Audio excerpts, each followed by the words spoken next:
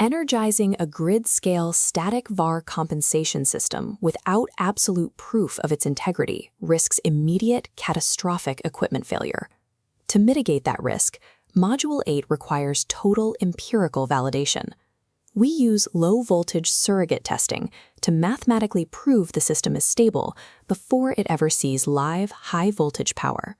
Operating at this scale means navigating a dense, overlapping regulatory landscape. We rely on international standards from the IEC and IEEE, alongside strict manufacturing guidelines from NEMA and ANSI. When a project specification, original equipment manufacturer instruction, and global standard conflict, the commissioning engineer operates under a single prime governance rule. Always apply the most stringent requirement. This requires a rigid documentary burden. Every reference standard must be explicitly recorded on the test sheet, ensuring future reviewers can trace exactly why a specific tolerance was accepted.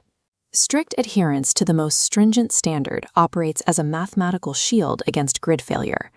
Before any diagnostic can run, the physical site must be locked down.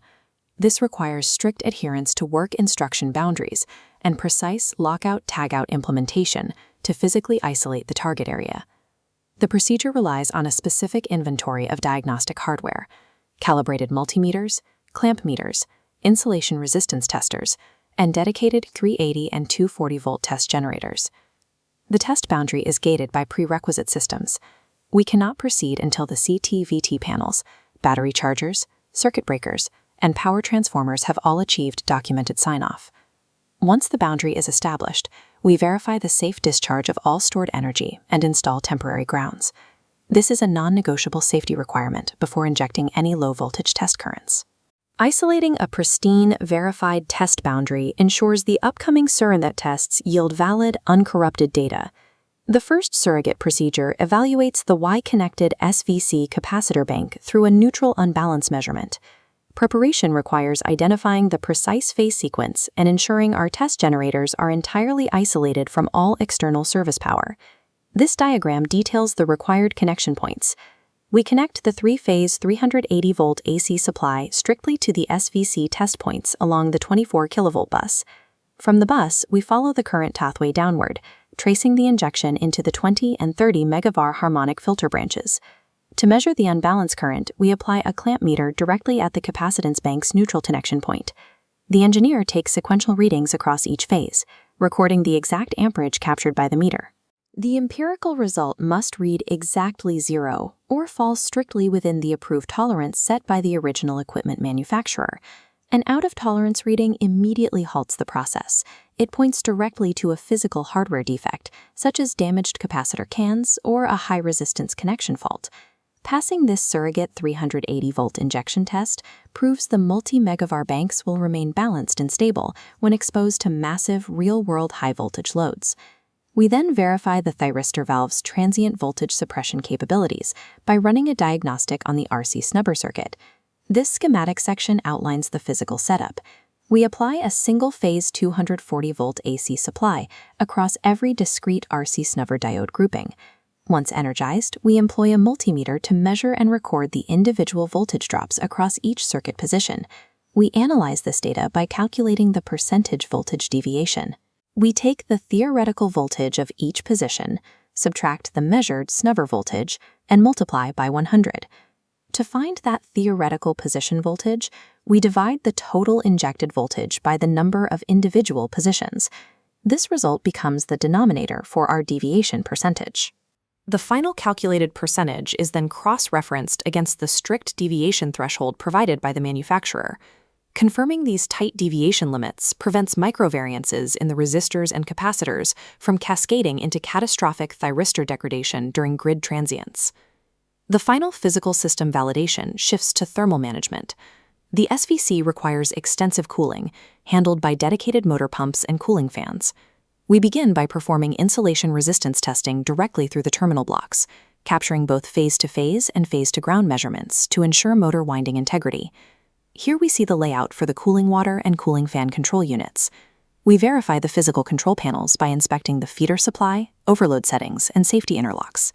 To build our current profile, we position clamp meters around the R, Y, and B phase wires at the terminal block to capture individual motor phase currents. We energize each cooling motor fan and pump under controlled conditions, logging the initial spike of the starting current across all 3 phases. We then wait for the motor rotation to stabilize. Once steady, we measure and record the continuous running current. By summing these individual phase measurements, we calculate the total current consumption for each fan or pump group, comparing it directly against the baseline nameplate data.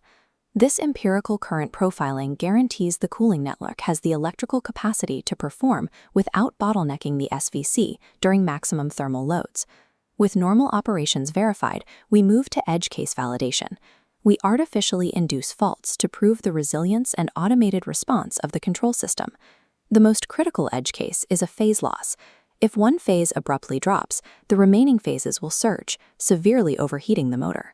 The hardware survival depends on an instantaneous protection relay response. As shown in this diagram, we disconnect the R or Y phase for a specified duration while measuring surviving phases. This requires precision monitoring. The engineer tracks the duration with a stopwatch while logging amperage with the clamp meter. During this test, 3 mandatory system responses must occur. The current must shift as expected, the protection relay must activate to cut power, and the control panel must accurately log the specific alarm. Once the relay trips, we must verify that the alarm can be cleared and the system can be safely reset and restored to its normal configuration. Passing the phase loss test proves the control logic can elegantly detect and isolate real-world grid anomalies without destroying the thermal hardware. Completing these steps brings us to a formal hold point. This is a strict administrative barrier that prevents any further progress without a comprehensive review of the testing data. The engineer compiles the final evidence package. This includes the insulation resistance sheets, precise current logs, voltage deviation calculations, the neutral-unbalance readings, and all instrument calibration certificates.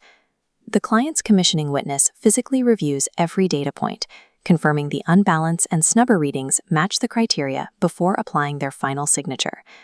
With sign-off achieved, the site undergoes physical normalization. All test equipment is removed, systems are carefully discharged, temporary grounds are lifted, and all normal operational connections are restored. The Static VAR Compensation package has officially cleared Module 8 and is now ready to advance to its final energization readiness review. Through rigorous low-voltage surrogacy and uncompromising procedural governance, engineers remove all assumption from the equation. They transform theoretical safety into guaranteed empirical grid stability.